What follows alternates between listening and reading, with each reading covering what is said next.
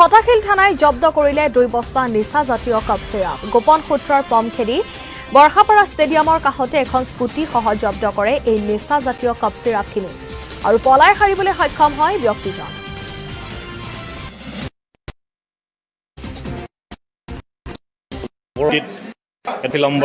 থানাৰ নেতৃত্বত